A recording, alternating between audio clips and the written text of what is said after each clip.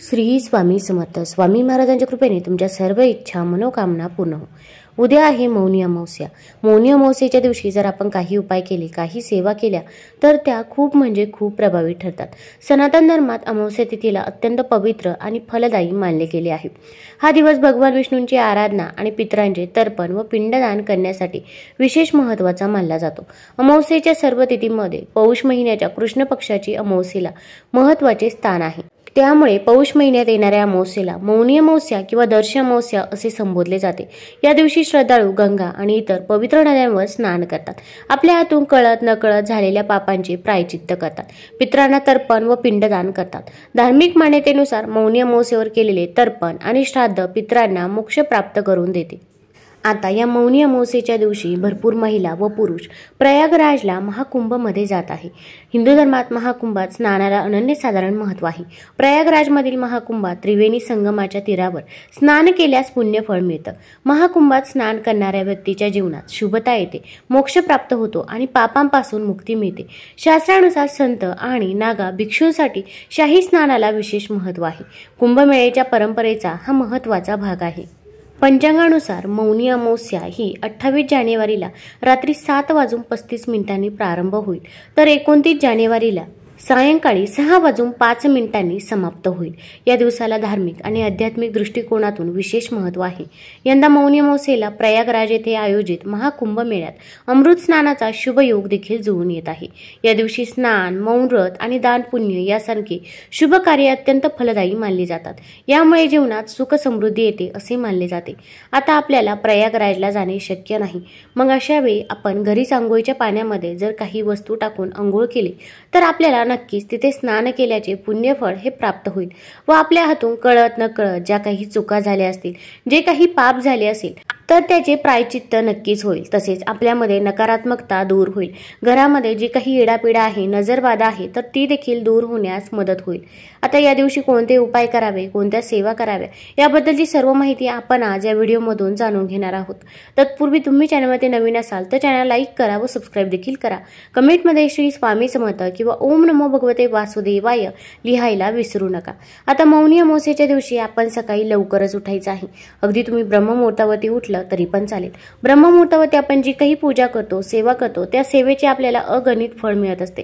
कारण की त्या वेळेमध्ये वातावरणामध्ये देखील शांतता असते आणि आपण जी काही पूजा करतो, सेवा करतो त्या सेवेमध्ये देखील आपले लक्ष लागत असते. आता या दिवशी सकाळी लवकर उठायचं आहे. उठल्यानंतर पहिल्यांदा आपले 2 हात जोडायचे आहे आणि आपल्याला ओम नमो भगवते वासुदेवाय, ओम नमो भगवते वासुदेवाय या मंत्राचा आपल्याला 11 वेळा जप करायचा आहे. त्यानंतर आपले दोन्ही हात आपल्या चेहऱ्यावरून फिरवायचे आहे. तसेच या दिवशी आपले पूर्वज पृथ्वीवरती येत असतात आणि आपल्या उंबरठ्याजवळ ते असतात अशी मान्यता आहे. तर आपण एक तांब्या भरून पाणी घ्यायचं आहे. पाण्यामध्ये 2 थेंब गंगाजल टाकावं आणि हे पाणी आपण उंबरठ्याच्या बाहेर शिंपडायचं आहे. उंबरठ्याच्या दोन्ही साईडनं आपण हे पाणी शिंपडावं. असं पाणी जर आपण उंबरठ्यावरती शिंपडलं तर आपल्या पितरांचा आत्मा हा तृप्त होत असतो व ते आपल्याला शुभ आशीर्वाद हे देत असतात. तसेच या दिवशी आपण फरची पुसताना त्या पाण्यामध्ये देखील आपण काही वस्तू टाकायची आहे की ज्यामुळे आपल्या घरामध्ये जी काही नकारात्मकता आहे किंवा येडापिडा आहे, आजारपण आहे तर ते देखील दूर होण्यास मदत होईल. तर आपण पाणी घ्यायचं आहे. पाण्यामध्ये आपण खडे मीठ टाकायचं आहे, पिवळी मोहरी टाकायची आहे. तसेच आपण चिमूटभर हळद टाकायची आहे. हळद ही माता लक्ष्मीला आपल्याकडे आकर्षित करत असते. तसेच मीठ व मोहरी टाकल्यामुळे आपल्या घरामधील नकारात्मकता दूर होण्यास मदत होत असते. तसेच आपल्या घराची शुद्धी होण्यासाठी त्यामध्ये गोमूत्र देखील टाकायचं आहे. आता या सर्व वस्तू टाकून आपण फरची पुसायची आहे. अगदी प्रत्येक अमावस्येला तुम्ही याच पाण्याने फरची पुसत जा किंवा आठवड्यातून एकदा जर शक्य असेल तर या पाण्याने आपण जर फरची पुसली तर आपल्या घरामधील नकारात्मकता नक्कीच दूर होईल. आता आपल्या इथे कोणी ना कोणी येत असतं, शेजारी असो किंवा नातेवाईक असो. प्रत्येकालाच आपल्याबद्दल, आपल्या मुलांबद्दल चांगलेच वाटते असे नाही. मग त्यांच्यामध्ये असणारी नकारात्मकता देखील आपल्या घरामध्ये कुठेतरी प्रभाव करत असते. तसेच आपण देखील आपल्याबद्दल घरामध्ये नकारात्मक बोलत असतो. त्याचा देखील प्रभाव हा आपल्यावरती नकारात्मक होत असतो. हीच नकारात्मकता दूर होण्यासाठी आपण या दिवशी पाण्यामध्ये या वस्तू टाकून मगच फरची पुसायची आहे. तसेच या दिवशी आपण अंघोळ करताना अंघोळीच्या पाण्यामध्ये देखील काही वस्तू टाकायच्या आहे. अगदी घरातील लहान बाळ असो किंवा वृद्ध व्यक्ती असो, प्रत्येकाच्या अंघोळीच्या पाण्यामध्ये आपण या वस्तू टाकायच्या आहे. पण त्यासोबत एक मंत्र म्हणणे देखील अत्यंत गरजेचं आहे. तसेच भरपूर महिला व पुरुष असे असतात की त्यांनी कितीही मेहनत करा, त्यांना मेहनतीचे फळ हे काही केल्या मिळत नाही. एखादं काम हाती घ्या, त्या कामामध्ये पाहिजे तसं यश मिळत नाही. खूप मेहनत घेतल्यानंतर कुठेतरी ते काम पार पडत असतं. किंवा घरामध्ये पैसा येत नाही, पैसा आला तरी तो स्थिर राहत नाही. घरामध्ये आजारपण सतत चालू राहतं. आर्थिक टंचाई ही सतत जाणवत असते. मुलांची देखील पाहिजे तशी प्रगती होत नाही. अशा अनेक समस्या आपल्या समोर येत असतात. तर अशा सर्व व्यक्तींनी अंघोळीच्या पाण्यामध्ये या वस्तू टाकायच्या आहे.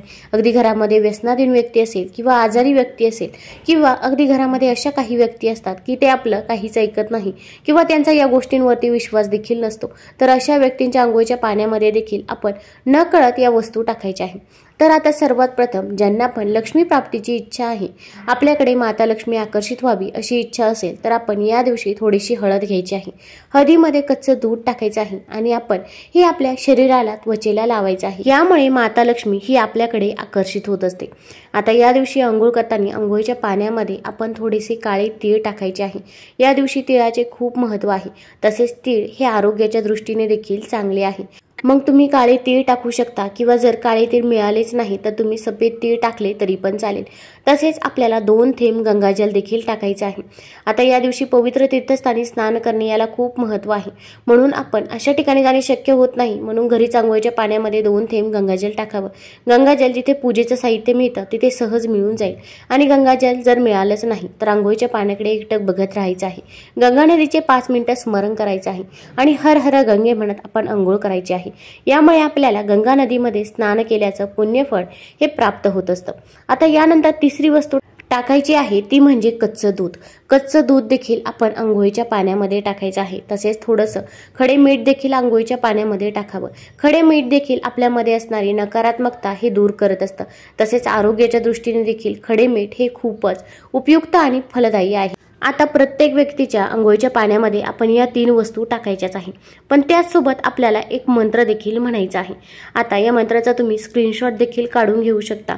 अंघोळ करताना जेव्हा वस्तू टाकत असतो तेव्हा आपण हा मंत्र म्हणू शकता किंवा अंघोळ करताना म्हणणे शक्य असेल तर तेव्हा जरी म्हटला तरी पण चालेल. यामुळे आपल्याला पवित्र तीर्थस्थानी स्नान केल्याचे पुण्यफळ हे प्राप्त होत असते. तर तो मंत्र असा आहे की गंगेच यमुनेचैव गोदावरी सरस्वती नर्मदे सिंधू कावेरी जलेस्मिन सन्निधिं कुरु. आपण हा मंत्र म्हणून मगच अंघोळ करायची आहे. अंघोळ करताना पहिल्यांदा उजव्या खांद्यावरती पाणी घ्यायचं आहे, त्यानंतर डाव्या खांद्यावरती पाणी घ्यायचं आहे आणि मग आपण अंघोळ करायची आहे. आता हा उपाय, ही सेवा घरातील प्रत्येक व्यक्ती करू शकते. फक्त सूतक असेल, मासिक धर्म असेल तर अशा वेळेत आपल्याला हा उपाय, ही सेवा करता येणार नाही. आता अंघोळ झाल्यानंतर या दिवशी आपण शुभ्र रंगाचे वस्त्र परिधान करायचे आहे. तुम्ही पिवळ्या किंवा लाल रंगाचे वस्त्र परिधान करू शकता. फक्त काळा रंग हा वर्ज्य करायचा आहे. कारण की जेव्हा आपण शुभ कार्य असतं तेव्हा आपण काळा रंग वर्ज्य करत असतो. तसेच अमावस्येच्या दिवशी वातावरणामध्ये देखील भरपूर प्रमाणामध्ये नकारात्मकता असते आणि जर आपण काळ्या रंगाचे वस्त्र परिधान केले तर ती नकारात्मकता आपल्याकडे खेचली जाते असे देखील म्हणतात. आता भरपूर महिला व पुरुषांना नोकरी व व्यवसायामध्ये अडचणी अडथळे येत असतात. नवीन नोकरी मिळत नाही किंवा नोकरीमध्ये प्रमोशन मिळत नाही किंवा व्यवसाय आहे पण तो व्यवसाय अगदी बंद पडण्याच्या मार्गावरती आला आहे. अशा समस्या जर तुम्हाला जाणवत असतील तर आपण रोज अंघोळीच्या पाण्यामध्ये 2 थेंब मध टाकायचे आहे आणि मध टाकून आपण अंघोळ करायची आहे. यामुळे आपले नोकरी व व्यवसायामध्ये जे काही अडचणी अडथळे आहे तर ते नक्कीच दूर होण्यास मदत होईल. तसेच अंघोळ करताना अगोदर हळद आणि कच्चं दूध लावून अंघोळ करायची आहे. यामुळे माता लक्ष्मी ही आपल्याकडे आकर्षित होत असते. तुम्हाला जर हा व्हिडिओ आवडला असेल तर चॅनल लाईक करा, सबस्क्राईब करा. धन्यवाद.